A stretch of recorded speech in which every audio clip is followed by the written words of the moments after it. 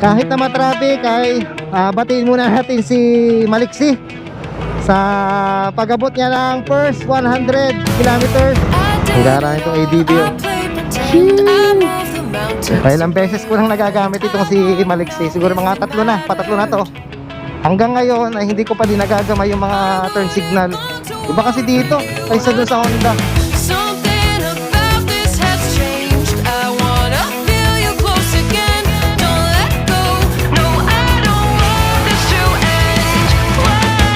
Okay, time check 2:20 ng hapon at welcome Lipa City, Batangas.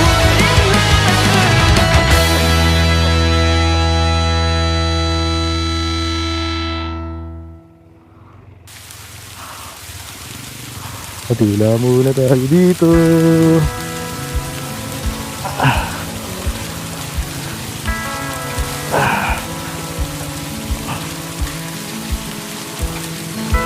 Never thought I'd fly over my own state.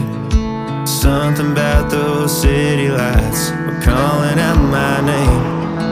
Now mama, don't you cry, you know there'll come a day. Okay, matagal-tagal ata yung aking pahinga doon kasi umulan. Inabutan tayo dito sa may bypass road at parang nakalimutan kong i-off itong camera. So bigla namang araw.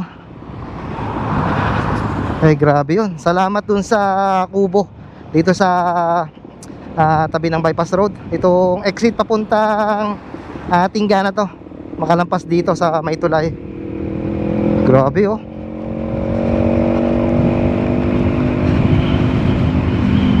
Oh, ganda na ng tulay na ito. Dati ay isa lang itong lane at babagong gawa itong kanyang pangalawa. Luang. May baha yung ilog oh. So focus lang muna tayo. Okay, 1:52 ng hapon at magra-ride tayo mga parts. Samahan nyo ako at pupunta tayo sa Lipa, Batangas sa kumbaga personal na dahilan. Susunduin ko ang aking ama doon. So ito na yung pagkakataon para mai-test ride natin to si Maliksi ng malayuan. So babalita ko ulit. Alam ko, nasabi ko na ito sa nakarang kong vlog na meron na ang ORCR at saka plaka si Maliksi. Kita nyo oh, tuyong-tuyo dito ang kalsada. Doon sa pinagtigilan natin, siguro mga 2 minuto lang ang layo ay umulan ng malakas.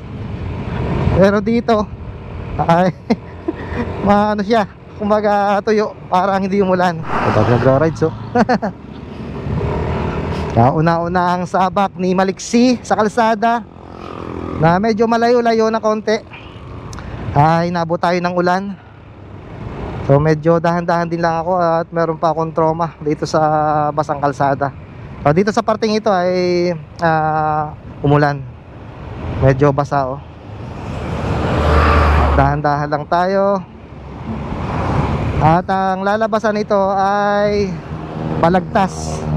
At diretso tayo papuntang Concepcion, then Bukal, at pagkatapos na San Jose, then Lipa. So basang-basa pa ditong kalsada. Dahan-dahan tayo. Hindi ko pa naman sigurado kung makapit yung stock na gulong nitong Yamaha Lexi. Pero kung ano't ano man ay kailangan nating mag-ingat at dahan-dahan lang tayo. At isa pa sa iniisip ko nga pala kanina, kaya ayaw ko pa sanang gamitin ito at gagamitin ko pa sana si Blossom, yung ating Honda Click, ay dahil nang uulan at mapuputikan ito. So sabi ko baka hindi naman siya okay, sige, una na ikaw.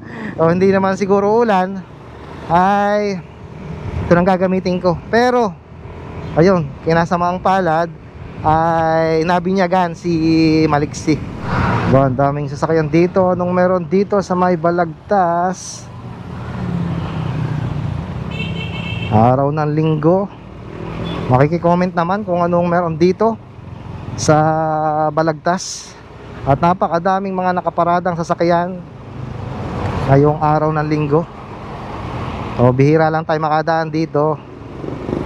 Sana nga pala ay hindi maulan pagdating natin sa Lipa. O sana mula dito abot sa Lipa ay hindi na tayo ulanin.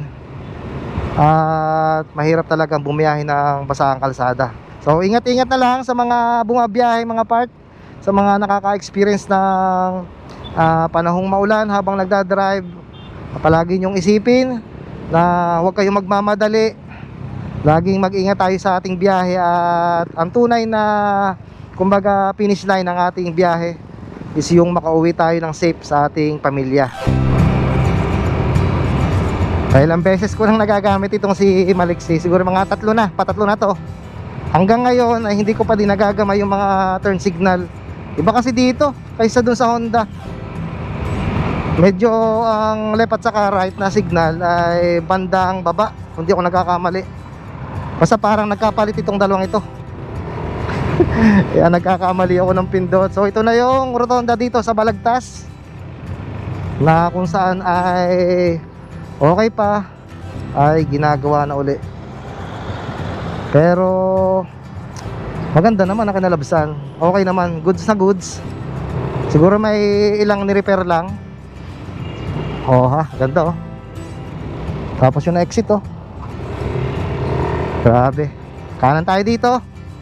Itong way na ito ay papunta na sa San Jose to Lipa. All the girls with pretty mouths, they always walk your way. They follow you and Welcome San Jose, Batangas. on airplanes. I'm special, yeah, I'm special, cause they just don't got, oh, they just don't got what I've got. I'm someone you Okay, time check. 2:20 ng hapon.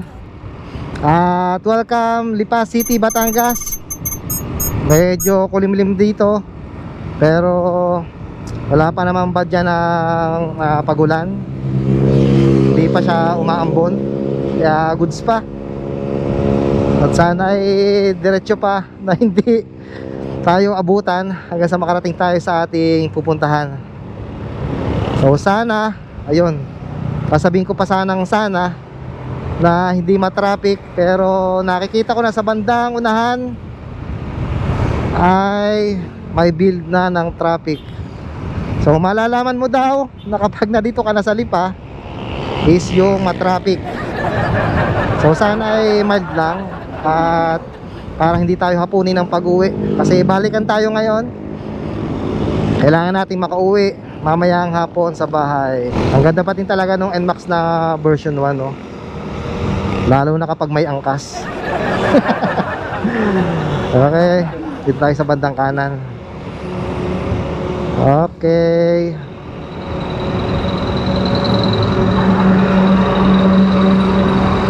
Smooth lang oh. Sarap kapag sa mga long rides ay ang daan ay yung espaltado. Tapos syempre hindi umulan. Okay, medyo malamig na dito. Daman-dama na. So hindi na ako nakapaglagay ng Insta360. At kanina nga sa Batangas City ay medyo maulan. At ayun nga, inabot tayo sa may bypass road. Grabe, ito na, inabutan na tayo ng traffic. Lupit itong big bike ko. Sheesh. Bago pa to. Okay ang brand to. Ganda ng kanyang taillight. Hindi pa pala tayo nakakadaan sa SM City Lipa. So medyo malayo-layo pa nga itong biyahe natin. Ay, Kawasaki ito. Kawasaki Ninja. Ay, dito tayo sa tabi. Grabe yung traffic ko. Muntik pa matraffic kasi hindi ko masyadong pansin yung kumbaga sign. Grabe naman yun sir, maliligaw pa. Okay, medyo okay dito. Matraffic doon kasi mall. Hindi ko lang alam kung nakalampas na tayo ng SM. Kumbaga parang pinakarotonda dun sa kabila. Okay, umaaraw dito. Pero still ang langit ay maulap na madilim pa din. Pero nagpapakita ng konti o nagpaparamdam yung araw. Ang gara nitong ADB oh. Sheesh! Ayos. Siguradong hindi kaya mababasa kapag umuulan. Okay, ito na yung SM City Lipa. Kaya medyo malapit-lapit na tayo sa ating pupuntahan. Hindi nga lang ako makapag-vlog na maayos mga part kasi kada isang minuto ay nag-o-automatic na nag-o-off itong ating camera. Hindi ko alam kung anong nangyari pero malakas ang kutob ko na isa sa dahilan kung bakit ay yung pagkakaulan kanina medyo nabasa. Nako naman. Okay, isa na naman itong kumbaga intersection dito o rotonda, kaya medyo nagtatraffic sa parting ito. Okay, tuluyan ng sumikat ang araw dito. Time check ulit, 2:40 ng hapon. At medyo malapit-lapit na yung ating pupuntahan. At medyo paputol-putol lang itong ating vlog at talaga nagluluko itong ating camera. Pero sana ay makatapos tayo hanggang sa makarating tayo dun sa ating pupuntahan. So napakatindi ng traffic doon sa may parteng crossing doon sa may Fiesta Mall. Kung di ko nagkakamali, traffic doon. Yun ata yung pinakasanga o lalabasan noong sa may bypass road. Di ko lang sure, pero talagang ang tagal bago kami pinalampas. So buti na lang at nagbaon tayo ng mahabang pasensya kasi wala naman tayong magagawa kundi ang maghintay.